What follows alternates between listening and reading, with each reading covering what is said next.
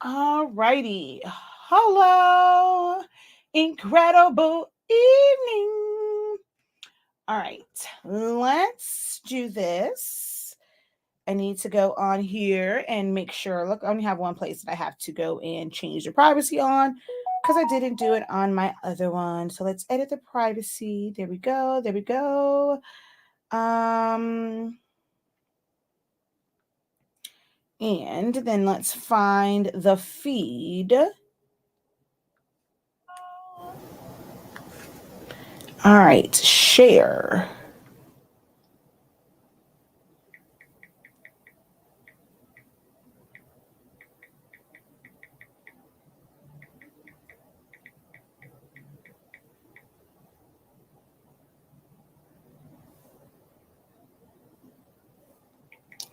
Um, must know tips.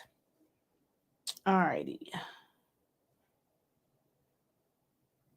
Copy, post, share to a group, paste, and send, and send, and send, and send, and share.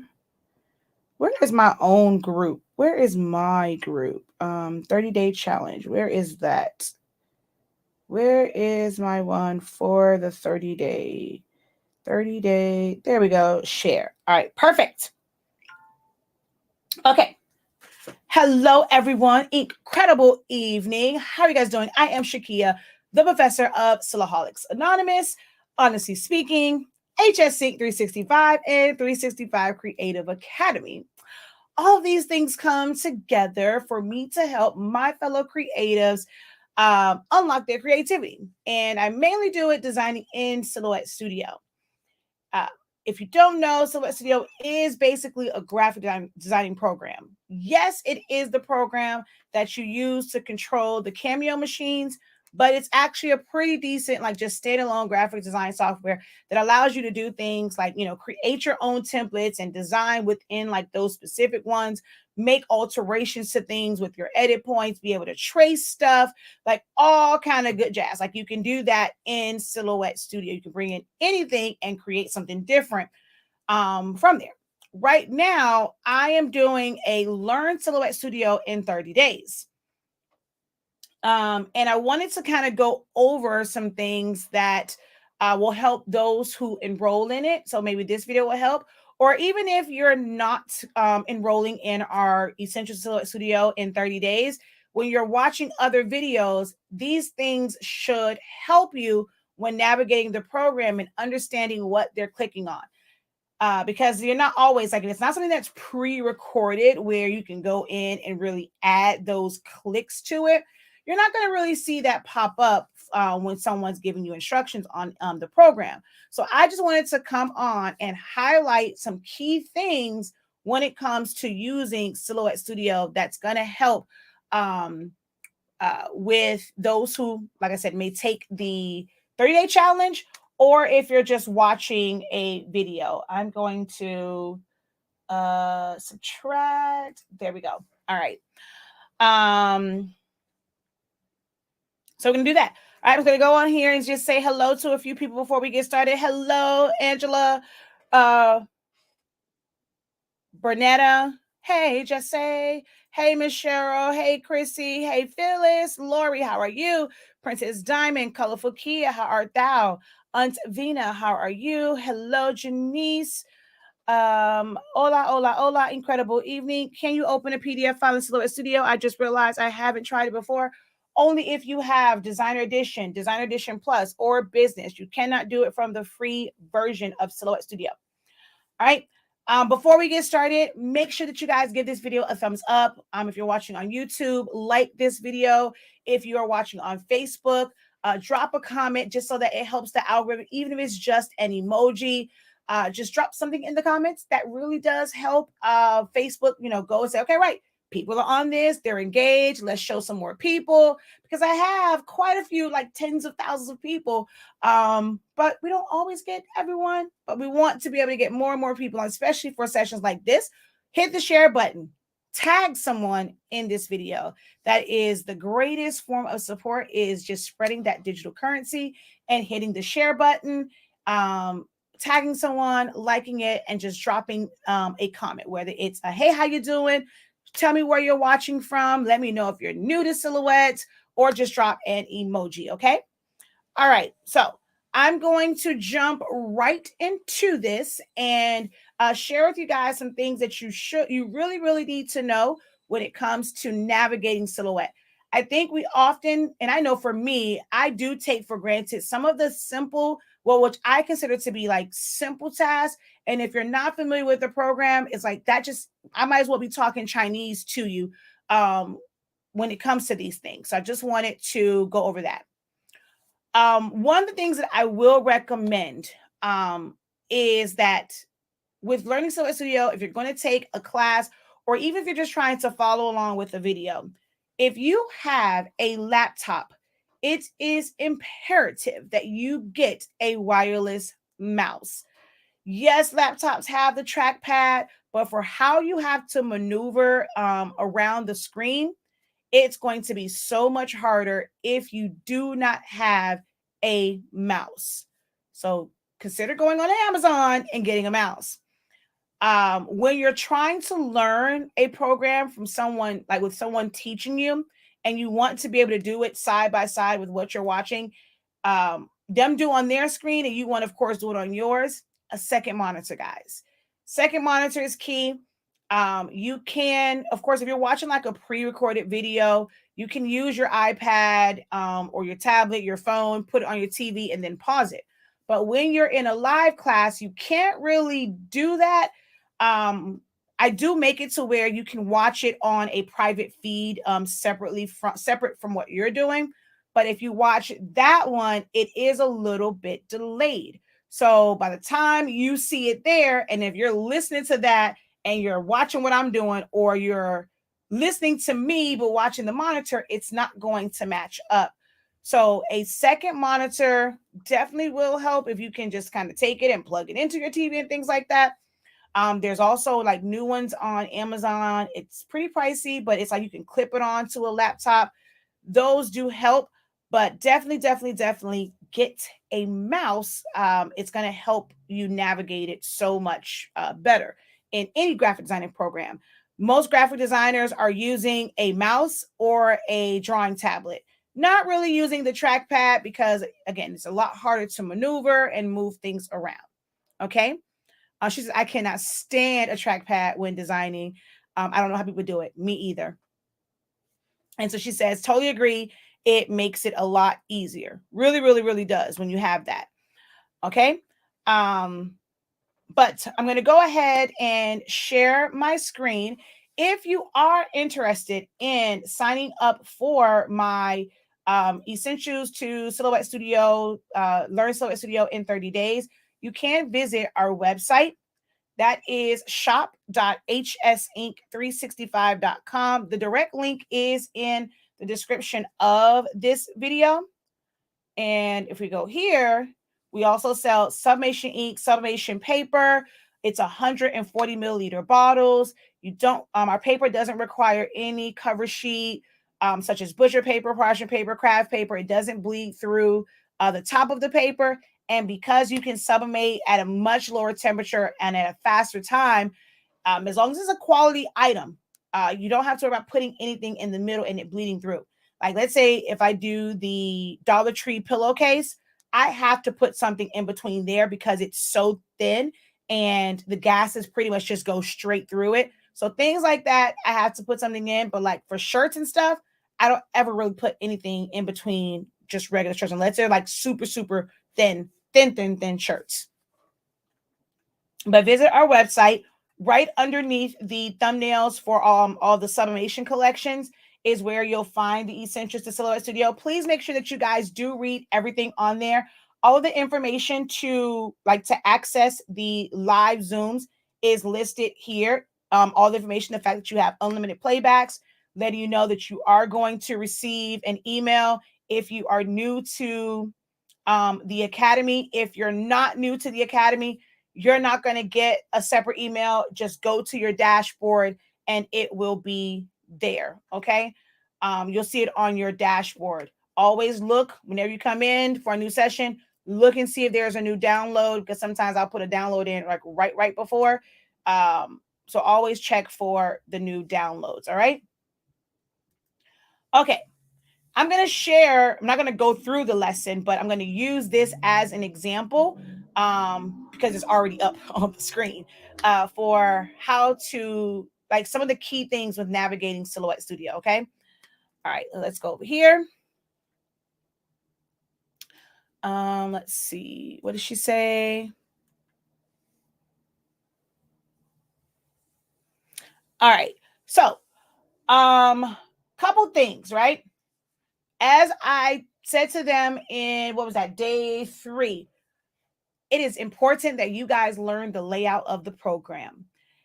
I find that there are people who have used it for a really long time, yet they still don't know where certain things are within the program.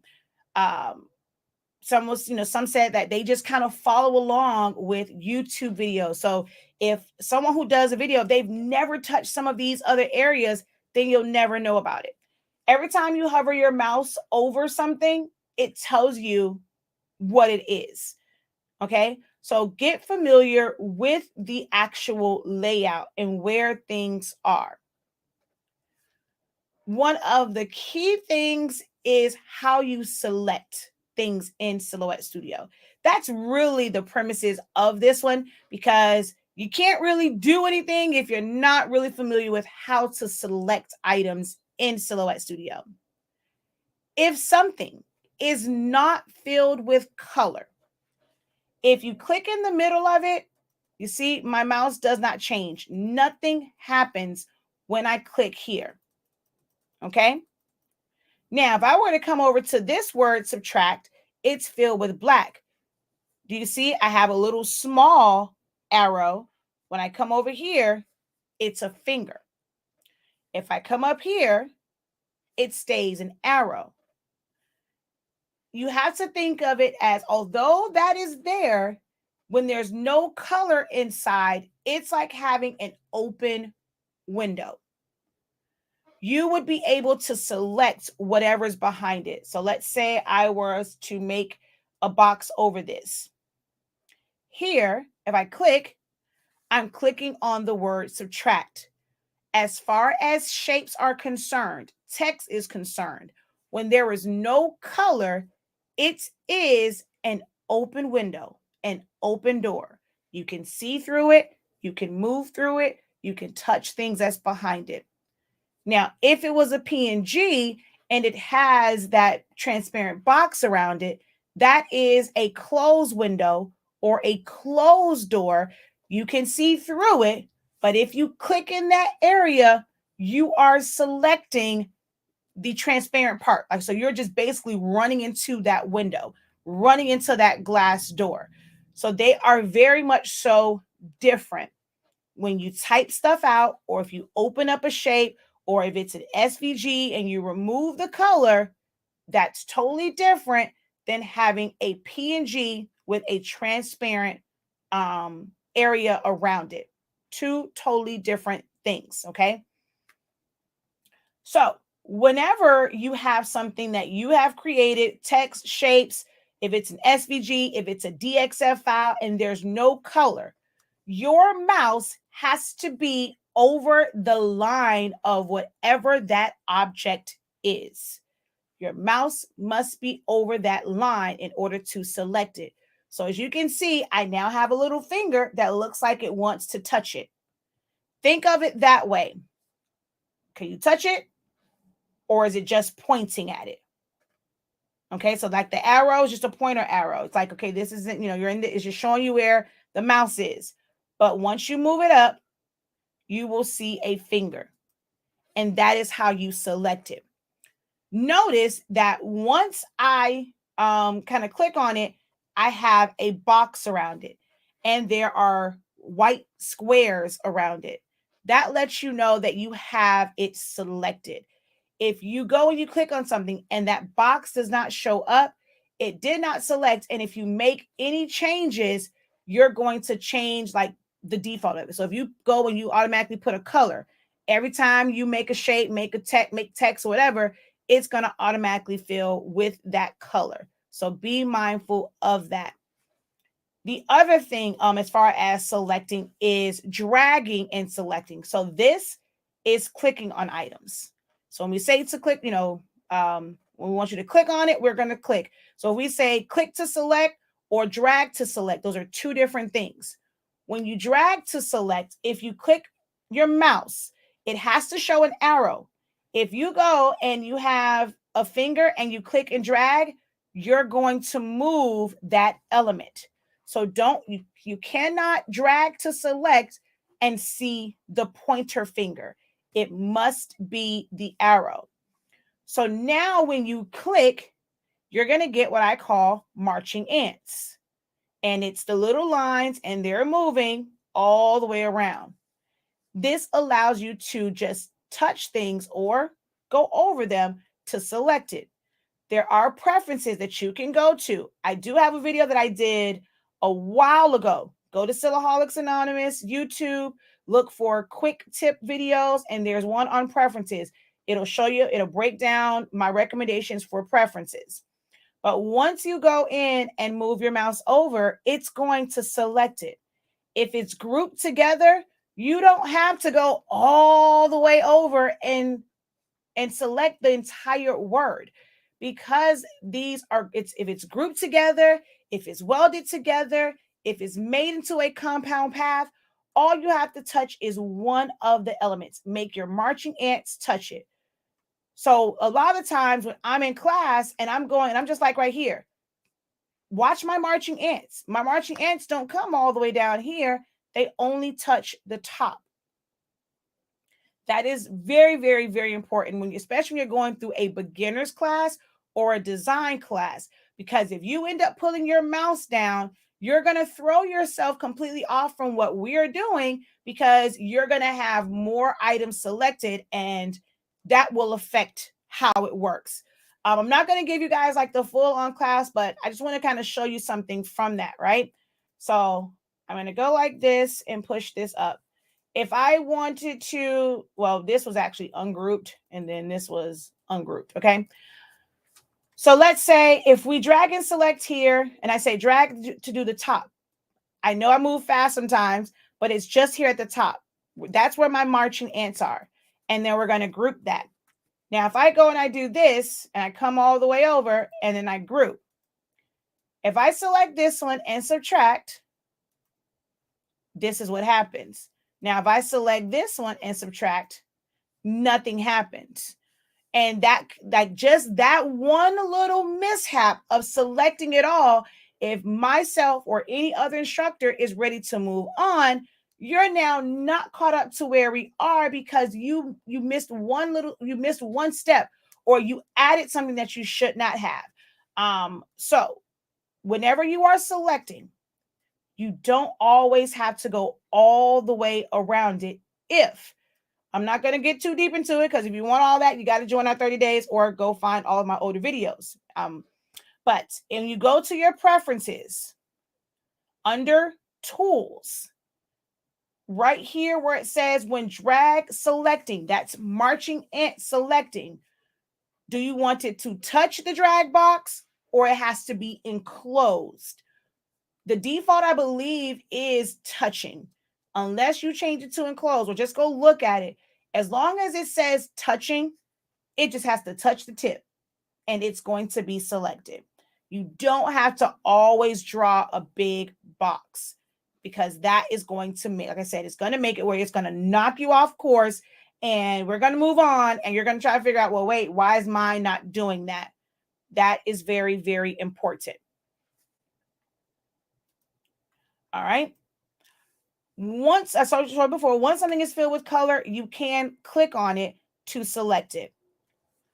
To select multiple items, you hold down Shift. Once you have your last item selected, let go of Shift. It may seem kind of crazy to say that, but some people, like, because it doesn't show you like my keystrokes when we're in class, you have to let go of shift. You only hold shift like while you are selecting the items that you need. The moment the last one is selected, you let it go. Because if you still have it held down, and depending on which function you do next, you're going to get a totally different result than what I have. So you only hold down shift to select the items that you need or to deselect them. If you have a bunch of things selected and you have shift held down and you click on something, it's going to deselect it. So if I go here, see what happens? Because I still had shift selected, when I clicked on that R, it took away, like that was no longer part of the selection. So when I'm moving, oh wait, now my R isn't moving with it. That's because I still have shift held down. It's important that you know, once you get to the last item that you want, you have to let go of shift. So I'm going to hold again. So see now, well, let me see. Let me go here. This all will move together. But if I still I got to my T, I come to here, and let's say I selected this middle part, the rectangle, and then I need to move it. I still have shift and I move it. Guess what? Only the word subtract is moving. And then also, I cannot move it where I want because I'm constraining it to stay on a straight path. But once I let go, I can move it. Only hold shift while you are selecting items. Once you get to the last one, let it go. All right.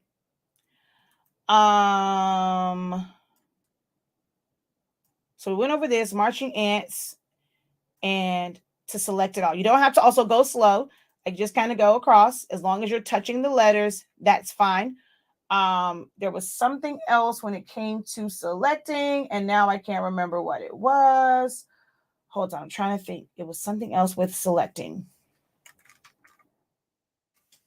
I can't remember. Oh, I know what it is. Duh, because I just moved that one. Whenever you have things selected, well, it depends on, okay, let's go here.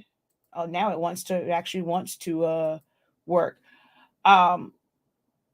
If you have to click something, so I'm going to come in here and let's say I go here and I don't know why it's actually working. Now it is, because normally it will deselect everything. And I always tell you to have your mouse over it as you go to right click. I don't know. Now it just wants to right click. Okay. Didn't have to be right over it. But that was the other thing I was going to say. Whenever you have something, you have a bunch of stuff like selected. Don't ask me why it's not doing it now. It's better to get into the practice of it because there will be times where you're going to go and click on it and it's going to unselect everything. Best practice is whenever you have something something selected and you need to right click to do an action, put your mouse over one part of it. It doesn't matter which part it is, just put your mouse over one part of it so that you can right click and apply any of these actions, okay? Yeah, I don't know why, because when we did the other one with the butterfly, it wasn't doing this. I don't know what the heck going on. Still might be acting having a mind of its own. But just get in the habit of doing that. Bring it back over. Now, let's say we're here. You have make sure it's over the line. Although that again, anyone who's taking, especially my bachelor students, know that this is not normal. Don't know what's going on because normally when they go and they click, they're like, all of it let go. What happened? I always have to go back and tell them, make sure your mouse is over the item. So I have no idea what's going on right now. It's not doing how it normally works, to where if you're not over it, it will. Okay, that time it did it. Maybe that's what it is because it's a different element that's not selected. That's probably what it is. So let's say we come in here. If I'm where there's nothing and I right click, it's going to give me the drop down. But let's say I move my mouse and I'm up here and that's probably what it is. Now I see what you guys are doing. I'm like, okay, so let's say for the sake of this, I'm going to put a shape right here in the middle. I'm going to fill that in with color. I'm actually going to fill all of it in with color. Now I think I realize what you guys are doing. So if we go and we select this, now I can go anywhere else and I can right click and my options come up. If I'm right on top of it, my options come up. But if I go here and I right click, I now select that small piece. And I think that's probably what it was, that the issue that they were having when we were, when I was like selected and then right click, and it was a piece that was loose on there and they were clicking on that. Haha, that's actually good. Now I know when I go back into, especially my bachelor's, I can ask them, is that what they're doing? But it's best to, like I said, put your mouse over what actually has a box around it. Each, if it's not grouped together, each element is going to have a box. I released compound path on my B. The inside of the B has a small box. The inside of the top of the B has a small box. That lets you know that something is selected. If it's not selected, it won't have a gray box around it. So let's say somehow, remember we was clicking on, now it's all coming together what they probably did. They weren't, because I know they had the issue with holding down shift. So let's say I go through and we still have shift tail. Okay, let's go like this, right? And I'm going to go and I'm going to hold down shift and I'm going to click here and I'm going to click here. So if I let go of, I still have shift held down and I clicked it, I've deselected that bottom one. So then when I right click, everything is no longer selected. That's actually making a lot more sense now as to where some of the issues might be coming in. I need to write that down after this video so I remember to let them know to let go of, like, they probably held down shift or they put their mouse over an area that wasn't a part of the selection. Interesting. But yeah, that was the other thing, is just to hold it down. The other thing is, if you're going to take I'm not going to say like this is for anyone, but if you take my classes, if we're doing a lot of redundant things, the first couple of times, I may, intentionally go and I have to really think about, not intentionally, I will consciously right click, because that is where a lot of the tools are. I love keyboard shortcuts. If I say group and you don't see my drop down, know that I did a keyboard shortcut. But if you are more comfortable with right clicking, just right click to find the group. I'm addicted to keyboard shortcuts. I can't function without certain keyboard shortcuts. And it just makes my life so much easier when it comes to that. All right. I want to say, as far as selecting, those were the most important things. When you're clicking on something, if it's filled with color versus if it's not filled with color, you have to make sure you see the finger. Dragging and selecting, all you have to do is just touch it and you see the boxes pop up. You don't have to go all the way up. When you do that, you're selecting items that you don't want. Especially, let's say if it's something like this. Oh, that was the other one. I'm sorry. One more. This item right here is right smack dab in the middle. And if I go and I'm like, okay, I only want to select what's on the bottom. I don't want like the little dot, right? So we're going to drag up and select. And yeah, I didn't go all the way up, but because that little dot is at the bottom, it is selected. Let go of your mouse, hold down shift, take your mouse and click on it. That will deselect that. You don't always have to undo, especially when you're in a class, because that could put you further behind if you undo and you have to undo a bunch of steps and now you're not where we are. All you have to do, like especially if it's something with selecting, is hold down shift, click on the item that was not supposed to be in the selection, then it will be deselected, and all you will have are the items that you're trying to adjust or change or modify. Okay. And I think that was everything on selecting. I'm trying to think. Yep, I think that was everything on selecting. One other thing, I mean, there's a lot. We're not going through Learning Silhouette Studio. These are just some things that are going to help, especially my students for tomorrow, when we're going through make compound path and release compound path and weld and not weld, cropping and things like that. It's just, I find that the selection of things was what was really getting people tripped up in knowing where to select things. And also keeping with me on right clicking. If I say right click. If I happen to go up to the top panel to group something, follow me to the top panel. Please, if you're in any of my classes, any of my live classes, follow along with what I'm saying, because you have to remember this is live, so it affects the time. Now, when you're watching the playback, if you or someone, I say group, you watch it, you pause it, and you're going to go to group, however you navigate group, that's fine. But in class, try to follow along with what I am doing and following the steps that I'm actually follow the steps that I'm actually doing. Also, utilize the colors that I'm actually using, so that if I say click on the pink, click on the purple, things like that. There are going to be times where we have to select multiple things. We did it the longer way today, where I said click on the rectangle. Hold down shift, click on the other rectangle.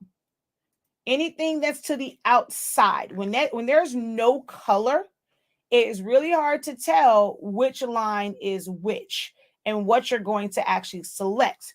So here, I'm deselecting the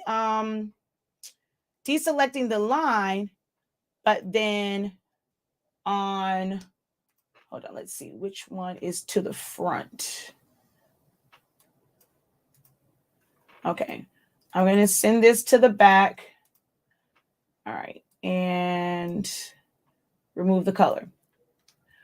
So if I were to select all of this and I click right where the R is, I deselect subtract because it is on top and the line is left. But now if I do that same thing down here and I click in that same area, I'm deselecting the line and not the R and not all the other ones, because the bar is in front. Filling things with color. Fill them with color. When I say fill them with color, it is for a reason.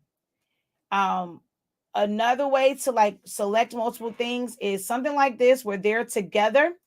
Remember what I said, as far as it only has to touch. Start at the end and you can come up and go over, and you're touching all four of these items. Wait, here we go. And we just touch the tip of this one, and we selected all of the rectangles because we drag and select and just touch the tip. So I want you guys, if you're going to be in the class tomorrow, that's going to be very important. That way we can move through that section a little bit faster. But I am going to provide it already, one of them already colored in for you guys, but make sure you go back and practice that. So that's that one.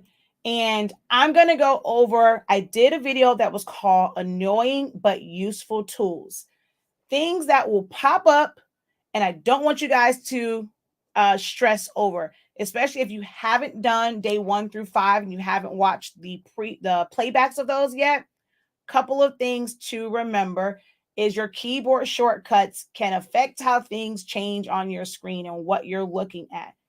If you have not done so already, go to Help User Manual, page 118, print off the keyboard shortcuts. If you're just watching this, you're not in my class. If you are in my class, I put in there my most used keyboard shortcuts. I have them highlighted. So you can take that one, download it, and print it off. Things such as center of rotation. This little circle right here, if it pops up and we're not, if what we're doing is we're just selecting, ignore it. It's going to pop up. It's going to move around depending on where, what you're selecting.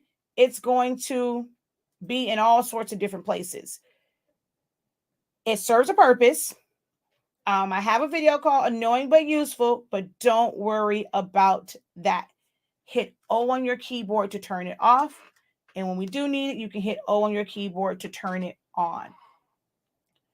The other important thing is if you have not watched the preferences and the setup, and you're going to join us tomorrow for class, or if you're just following along with someone's video, go to your grid settings and uncheck Snap to Grid.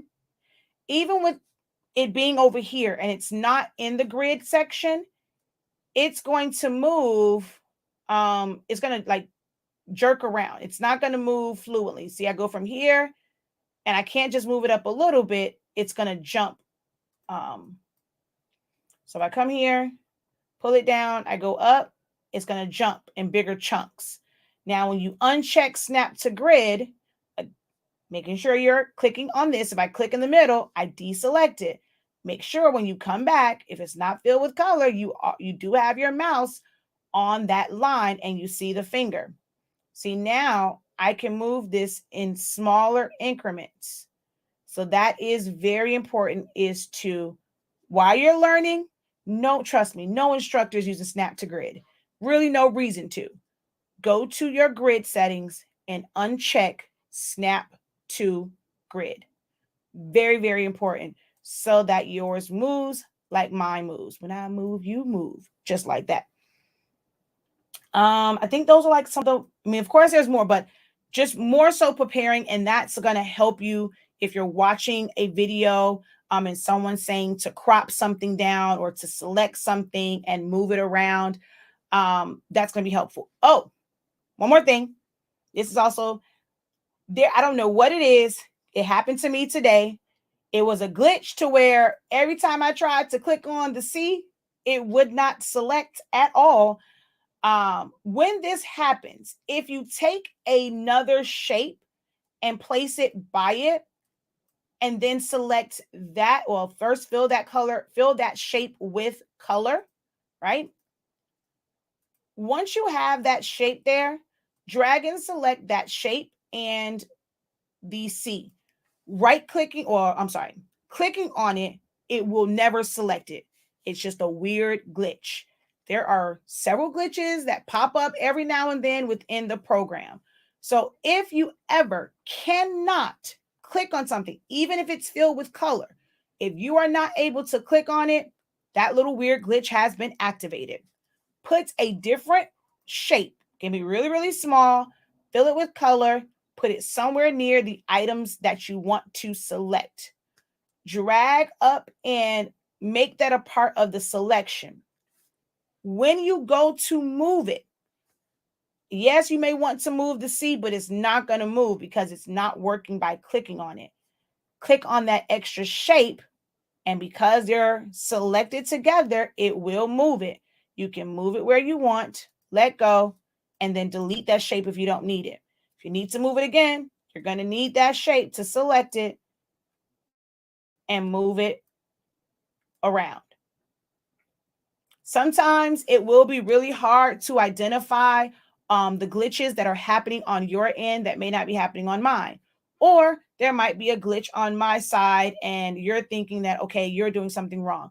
Do understand when you're following someone, sometimes it's not your computer that's wrong, or it's not something that you're doing. It might be something that is wrong on our end.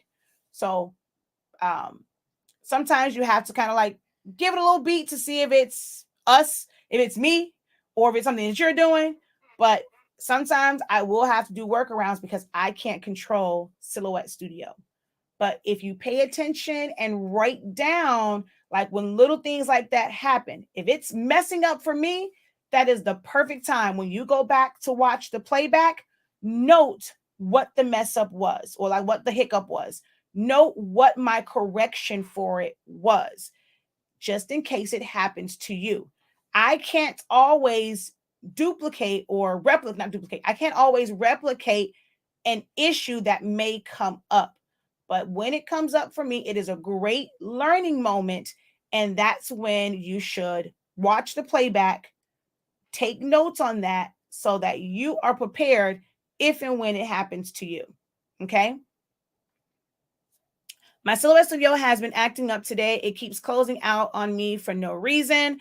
That can be a bad segment, like a bad file. So you can try and do a defragmentation of your hard drive. If you have too many things open, that's going to affect it.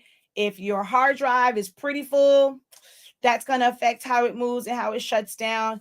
If it's just continually to happen to you, do an uninstall. And I recommend version 4.3.370. And whenever you're doing a Windows computer, install the 32-bit version. Even if you have a 64-bit computer, it just moves slower and it just makes it a little bit better. So I can't tell you exactly why yours has been doing that. Every system is going to be different. The Silhouette Studio program is not connected. Because one person is having an issue doesn't mean everyone's having an issue. It is isolated to your computer and whatever's going on within your system. Okay. Like I said, this was a lot for like students and then, who are going to take the class, the 30-day challenge or any class with me. My bachelor's, my master's, my doctorate students may benefit from what we went over today and just understanding how to select things, knowing what happens when you right click and select things, and that snap to grid, and also having a mouse. It's going to be I feel like it's just so much easier with a mouse. If you guys have any questions for me in relations to like basic things, I'll field 2 or 3 questions, but this is not a general Q&A. I don't want this to get too long because I want it to be the information that people are actually going to need. And this will benefit you with following along with any tutorial. Any questions for moi?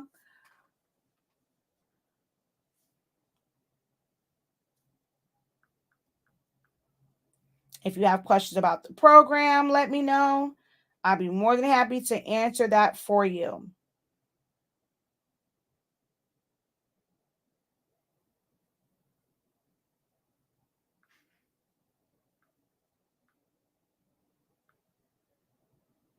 The program meaning my 30-day challenge program. Would you know why if I save an image as an SVG, you can't upload it to Design Space for Cricut? I've never had an issue. The only time that you won't be able to is if you have a picture. I often see in groups where people are like, oh, can someone make this into an SVG for me? SVG isn't the holy grail of files.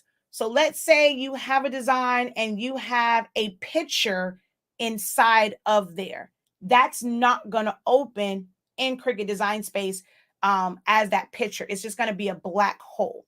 I just mean not a black hole. It's going to be a black blob or a colored blob when it opens up in Cricut Design Space. If you save it and you don't see anything at all, make sure that it wasn't like way off yonder. So it's probably there and it probably opened up. Because if you go to, now actually ask this question, is it simply not opening up when they add it to Canvas and they don't see it? But when you go upload, you should, like, it shows you a preview. Are you not seeing a preview at all when you go to upload? Or is it just when you go to Canvas?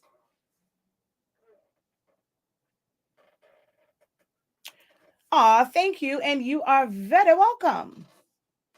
I try to be informative. I'm as much as you guys are learning from me, I will honestly, like, I always will, mention to them when I've learned something new. even through what seems like frustrations, I write down notes. My the person I have, they write down notes.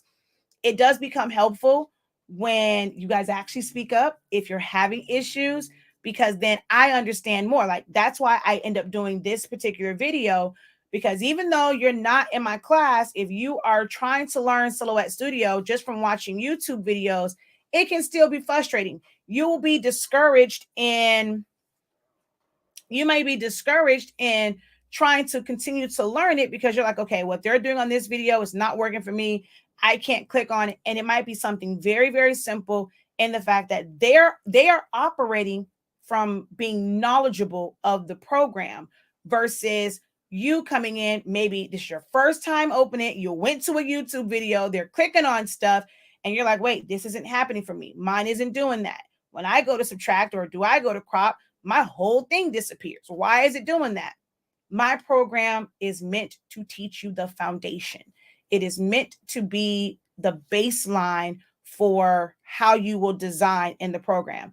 Today we went over, I take it to a level where I set up the file how it would potentially happen for you. So there was like this really, really small piece, like this big, and it was behind something.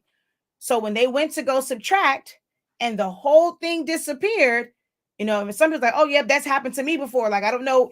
And so for me to break down why that happens.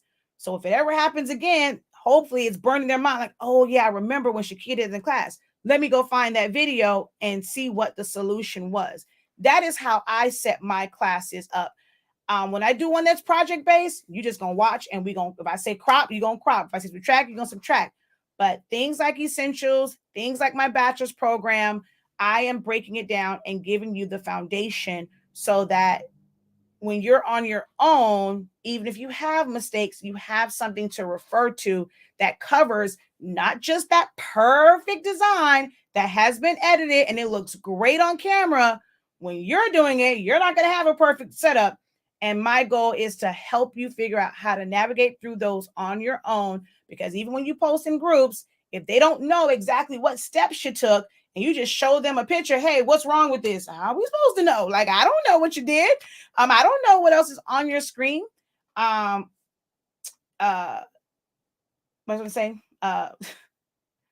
Then like you'll have a better understanding. But it just reminded me what my other thing too. Hold on, let me go back. If I go and I make this, even if I put it here, I'm going to send it to the back. Always look for little boxes. So this has a big selection box. Every letter has a box around it. Every shape has a box around it. Although we see nothing in this area, the fact that there is a gray box here lets you know that something is there. As you are designing, you have to be aware of what is on your screen and what you are selecting. So take a look at it. You have to zoom in, but when you go and you see extra boxes pop up, but you don't see a color, anything like that, start changing the colors to figure out where that is coming from, because that will affect the next thing for you. Like if I were to go and hit subtract on this, everything disappear. In class, they know exactly why that disappeared, but you have to be conscious and aware of what is on your screen. And those little boxes are a key indicator for that. It says that it's incompatible.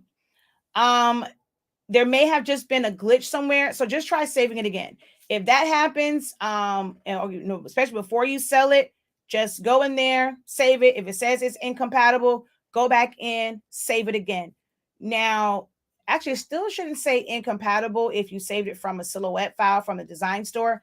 It's just going to have dashed lines. So yeah, if it says incompatible, it probably, your computer probably just glitched and it messed up a segment of that file. Just go back into Silhouette Studio, save it again as an SVG, and then try and open it up, okay?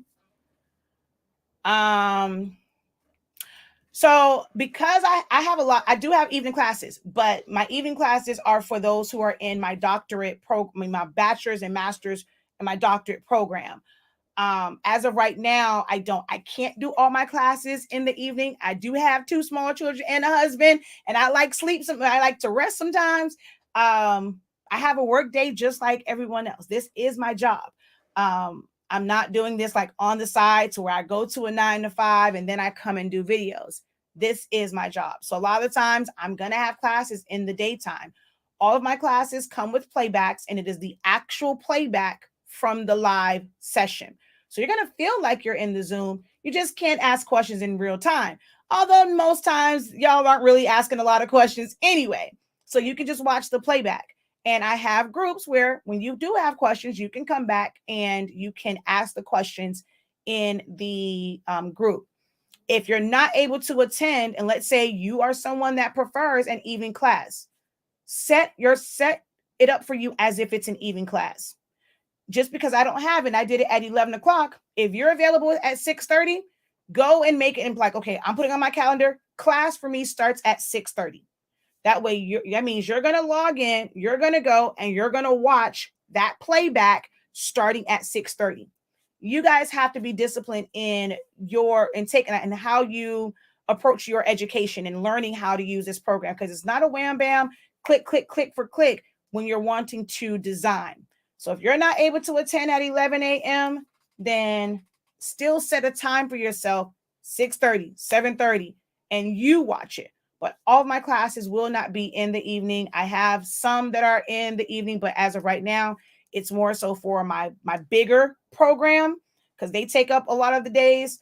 And then I have some hands-on classes that are coming. So for those, because I know it works better for the majority of the people in the evening time, I have those set up. Like I have some scheduled stuff for graduation, and those will be in the evening. But for these, Monday through Friday, it's at 11 a.m. Saturdays, it's at 1. Saturdays and Sundays, it's at 1 p.m. And then there are 2 days that are in the evening, but it's at the end. So there are 2 review days where we have an evening session. It is the 28th. We have an evening session.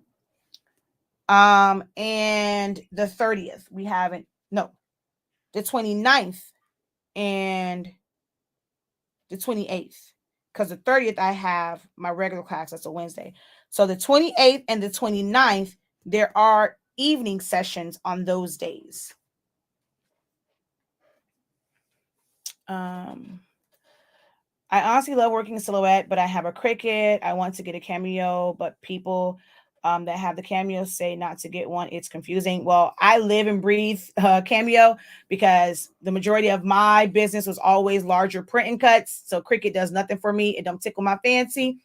It's just personal preference. That's like someone's going to tell you because they drink Coke, don't buy Pepsi. But I'm going to tell you to buy Pepsi all day long.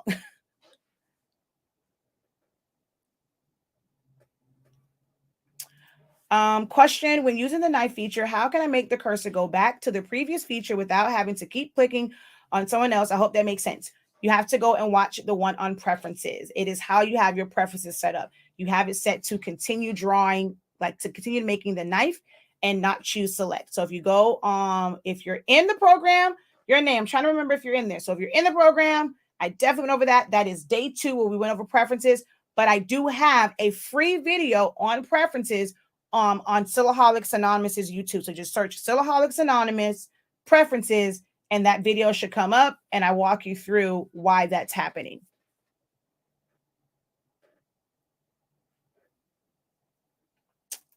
I want to sign up and pay. So just go to the website, and it's on shop, or the direct link is in the description of this video. So you can go there or just go straight to our website, shop.hsinc365.com. And you're going to look for the one that says Essentials to Silhouette Studio. I previously, for the past 2 years, well, this is like the 3rd year that I've done it. I've always done it in a one. Actually, no, this is year 3. This will be year 4 because I've done it 3 other times. Because before it was on a different platform before I got Zoom.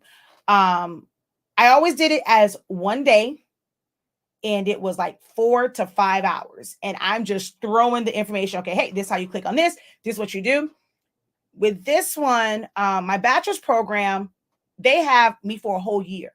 So they have time to really learn the program and learn a lot of different stuff and little nuances. And we can repeat. Okay, we do subtract with this design this day. We're going to do subtract with a totally different design. That way they're seeing it in a bunch of different ones. Unfortunately for this, normally how I did it before, it's like whichever way I show it is how I show it. One way of doing tracing, and no one was able to really get their hands dirty, and get their feet wet when it came to like really doing it with me. So I decided to do it as a 30-day challenge.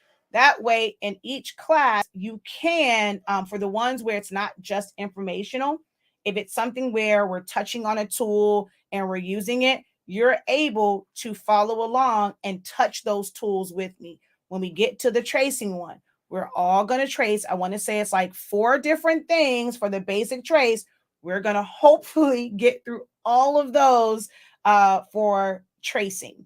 That is next weekend. I will have some videos, so check my YouTube. Even if you're enrolled, I'm going to have some tracing videos that's going to come up throughout the week before. And hopefully by watching those, you don't come in completely blind and will somewhat understand. So we can at least get through like all 4 of the traces for the basic trace. And then we have trace and detach the next day.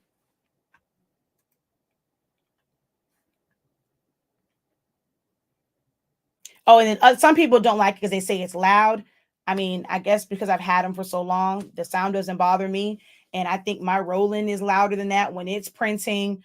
I guess I have other machinery. I'm used to power tools, like so that sound doesn't bother me. Like I've worked in it, so I don't know if they just were used to working in quiet, where the sound of the Cameo bugs them that much. But it don't bother me none because it gets the job done, hunty. I love it. Um, I did one a while ago. There's no real maintenance other than just making sure it stays clean. Like I don't do anything other than just wiping it down, and that's it. I don't put stress on my cutting strip, so I haven't had to change my cutting strip in quite some time now. I did a video a few years ago where I had to change the cutting strip, but other than that, it's just wiping it down, making sure it stays dust free. There's no real maintenance to the machine.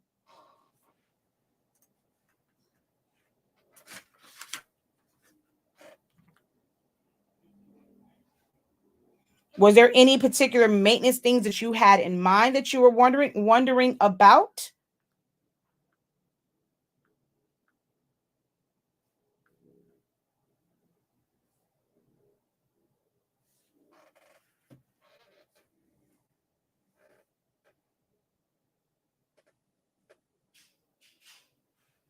I have Crickets and the Cameo 4. I'm starting to prefer the Cameo and the software.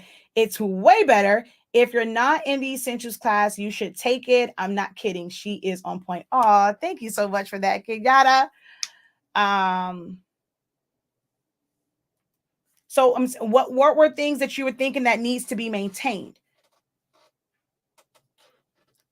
Is it, I mean, are you questioning like when to change your blade, when to change your mat? Is that what you're referring to as far as maintenance?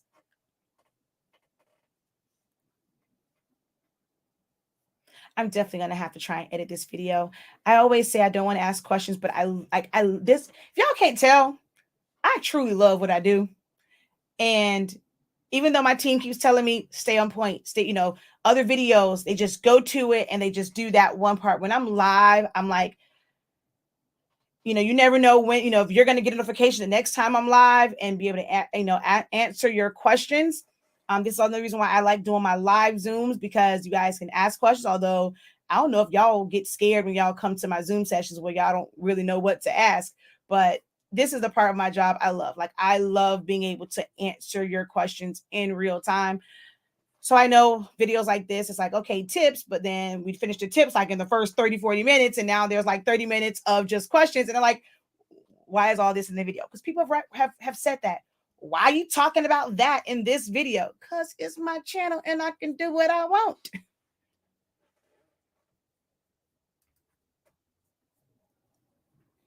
You are very welcome. I was waiting for Lucy to finish commenting. But do know that for the 30-day Learning Silhouette Studio, you can join at any time during the 30 days. Now, the longer you wait, although everything is not connected, when we get to the last week and we're designing, some of the stuff might seem foreign to you because you're waiting too long to get into the live sessions. Again, even if you cannot attend at 11 a.m., set a time for yourself where you are going to get on at that time and watch that day's video. If you try to wait, okay, let's say, okay, I'm just going to sign up because I want to learn it. But then you don't watch the videos and you want to jump in on day 15 and you're like, wait a minute, wait, what's going on? We're not going to be able to slow down too much. Like, this is foundation week. And I've told them that this is foundation week. This is where, we're going a lot slower, allowing for sharing of your screen, making sure you understand how to click on things. But as we get moving and grooving, we can't keep focusing on, oh, I don't know how to select this. I can't select that. This button isn't working for me. When I'm holding down shift, like, how do I hold down shift? We can't do that. Now that we're in day 10, day 12, that's why we're setting the foundation now. The sooner you guys sign up, as far as the live sessions, the better. Now, if you decide you want to wait until after the 30th to watch anything, maybe come to the live classes and just watch. If you go later and then figure it out, I might go back and watch it afterwards and kind of work it on your own and work at your own pace. After the 30th, it's just going to be anyone that purchases it, you're purchasing the playbacks. I will not be doing this live again this year. This is the only time that this will be done this year. It will be 2023 the next time I do an Essentials to Silhouette Studio in this format. Now, if you are someone who will sign up for my the next phase of my bachelor's or doctorate program and things like that, it's next year is probably going to be 6 months instead of a year, but you will have essentials, but we'll go through it over that time. So that is a totally different one. That's an extended program. It costs more money, but for this format, for $83.65, $2.73 a day, sign up now if you want to be a part of the live experience. Anything after that, you're just going to be watching the playbacks no matter when you purchase it, because I will not be redoing this class again in this format until 2023. To access the playbacks, you're going to go to your dashboard. There is one for right now. Tomorrow, I will make sure that all of the broken down videos are uploaded. So if you want to go to a specific section, if you want to go to just the lesson for that day, that will be broken up. But once you go into your dashboard and you're clicking on all those drop downs, there's one that says playbacks, and there is a playlist, and you click on that, you're going to see from day 1 to day 5. As of right now, you'll see all of those there, and eventually you'll start to see, you're going to see that in your course player, you're going to see those sections increase, because the videos will be put back in there. So there's going to be like a week 1, a week 2, week 3, week 4, and all the videos. So day 1 through 5, all those will be under each section.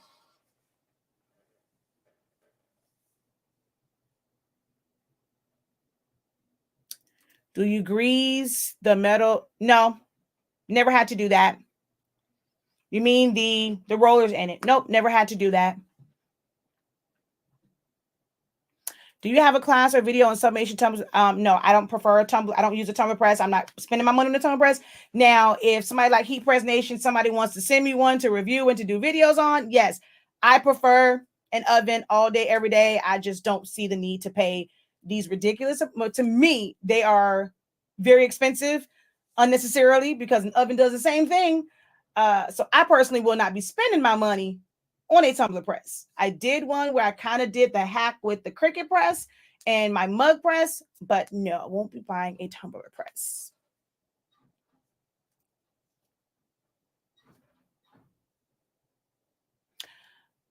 Well, I can't answer that one. That goes into it too deep. consider joining, and we'll talk about that during tracing. You are thank you for that. Yeah, I'm an oven person. I use the same oven I make macaroni and cheese in. So no different in that. I just can't see myself paying $700 or $300 for just a press. I mean, it does work a little bit faster, but I'm not in that much of a rush.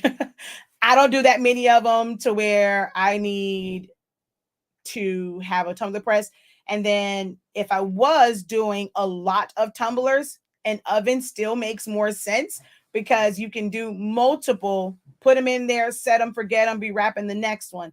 When you do it in a tumbler press, your best bet is going to be to wrap most of them, and instead of doing them one by one, and then put it in there, because it's going, like, especially if you use Honestly Speaking paper, you can sub a tumbler in 30 seconds. You're just going to put it in there. You're going to press it, rotate it, press it, because no tumbler press covers it completely. Press it and then go. The only time I can see it being beneficial is if you have something like this, and no matter what, like in an oven, just this little piece would take anywhere from 3 to 5 minutes.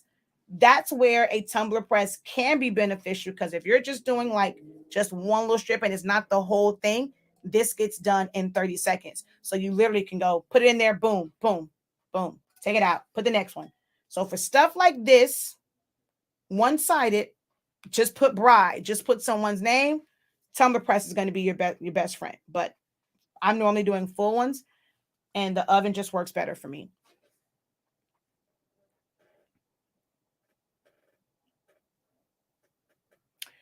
If you don't see it on your dashboard, make sure that you don't have 2 email addresses. That's the only thing that I can think of, is you probably have 2 email addresses.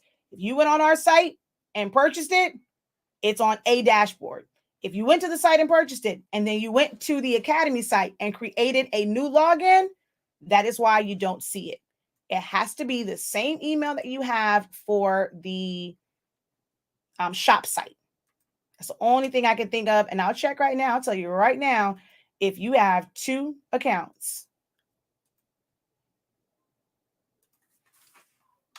Let me see how you spell it. Maken.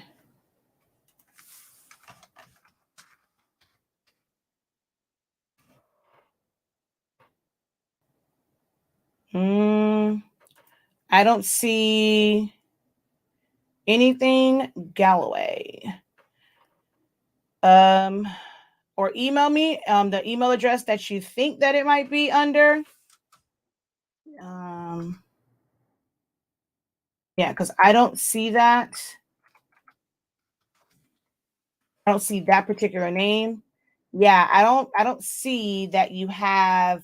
Make sure you also completed the purchase, because some people will go on there and they eventually realize they have not completed the purchase. I don't, under my users, I don't see your name at all.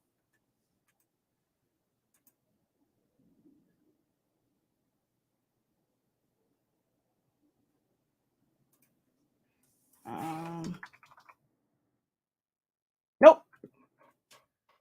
K, and I'm sorry, I put Kike.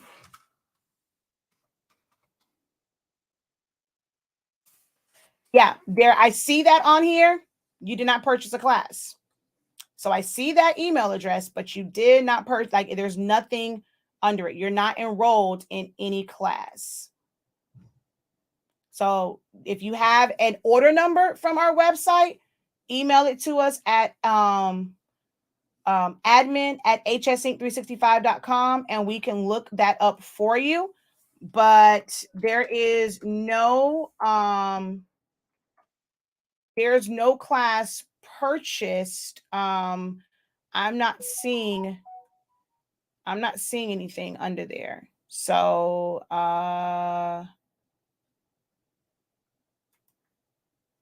email us your order number, because yeah, I don't see it.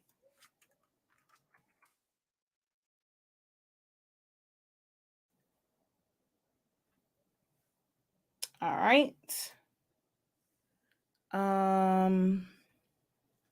This is not a general. Okay, let me get off. Let me get off. I know I like answering questions, but let me get off because now you're asking just regular general questions. This is supposed to be about silhouette. So I'm sorry. I started answering questions. That was my fault, and I have to stay focused. Unfortunately, I cannot ask those. I have tons and tons of videos.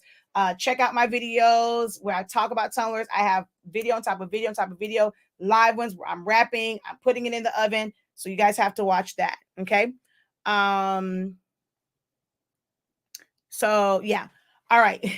Leave me alone, Miss Cheryl. You know I'll go off on a tangent in a minute and I get sidetracked. Then we'll be on 2 hours. And this was for tips.